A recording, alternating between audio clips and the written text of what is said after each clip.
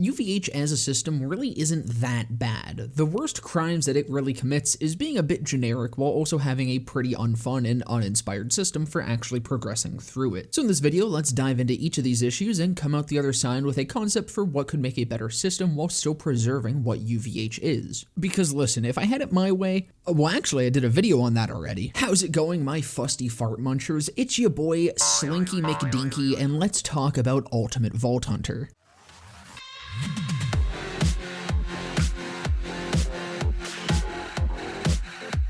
So of course, if we're going to begin dissecting, then first we gotta know what it is we're stabbing our scalpel into. Otherwise, you end up with a lawsuit on your hands, your medical license gets suspended, and you have to pay out damages to the victims. Ultimate Vault Hunter is the newest in endgame difficulty scaling systems within Borderlands, currently having 6 total levels with more likely on their way. Each level increases enemy health, player damage taken, cash drops, iridium drops, XP gain, loot quality, and as of recently, dedicated drop chances. Additionally, with UVH 6, there is an exclusive firmware which can now drop. This is a pretty standard endgame scaling system, being incredibly similar to what we saw previously with Mayhem mode, with the only major differences being the increased to dedicated drop chances and that UVH doesn't scale any stats on loot, having a weapon drop at UVH 0 being the same as UVH 6. The biggest difference, and where I believe most of the issues come from, is how UVH is actually progressed through. Generally, each UVH level has a sort of checklist of activities that must be completed before progressing, with a final wildcard mission having to be completed to progress into the next level. This checklist so far is just killing specific bosses on the current UVH tier before the next wildcard mission unlocks, with these wildcards having specific locked enemy modifiers that will appear on all enemies. Going from UVH 4 to 5 changes things up, no longer having that checklist, but being a sequence of 3 wildcard missions that takes you through each of the 3 vaults again, and UVH 6 just requires you to kill Bloom Reaper on UVH 5.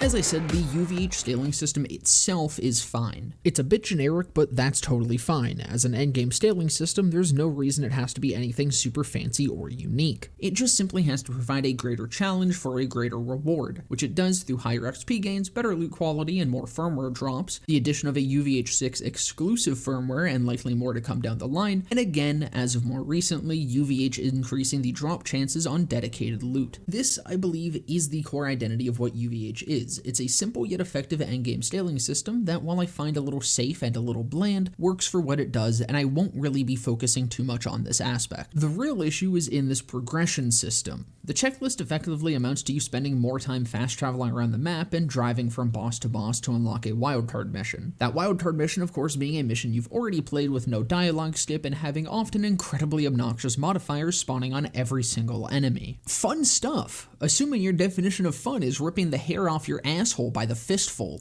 This is the system that gets set up for the first 3 UVH levels after UVH 1, until going from UVH 4 to 5, where it's a gauntlet of 3 wildcard missions in a row, and 5 to 6, where you just have to kill Bloom Reaper. Look, the plan for this video is to keep it more lighthearted, but man is it difficult to call this anything other than uninspired, lazy, and unfun, and hell, they didn't even commit to it. I promise that's as bitch posty as I'll get in this video. The system just feels very disjointed, not only within itself, with the abrupt change in pace for the later levels, but from Borderlands 4 as a whole. UVH barely interacts with most of the new systems in 4 while also railroading you along a very specific path. Do a set mission with set modifiers, drive around and kill specific bosses, and do it again, and again, and again, until suddenly you do a completely different thing. It feels incredibly jarring for this to be the endgame system of a non-linear open-world game. This limitation of demanding that you complete certain things in a certain way also very negatively impacts certain builds more than others. For example, are you playing a melee build? Damn, that fucking sucks. Bramble Song, motherfucker. Bloom Reaper, motherfucker. Nuclear waste in your eye sockets, motherfucker.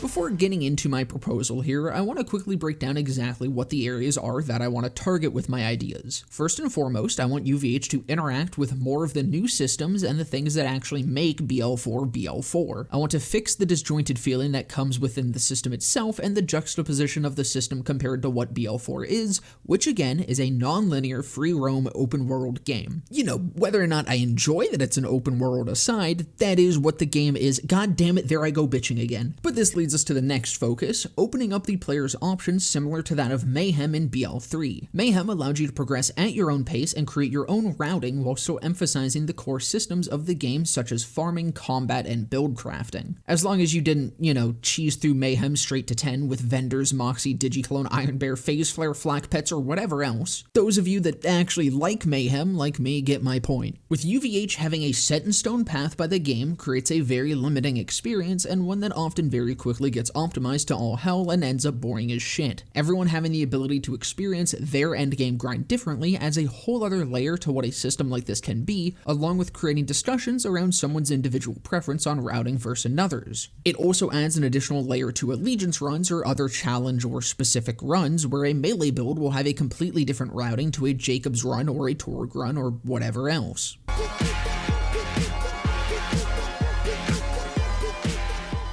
Congrats, Vault Hunter, you just killed the Timekeeper. What's next? UVH 2.0, baby. Oh, what's that secondary, tertiary XP bar that just appeared? Well, that would be the entire basis of this new system.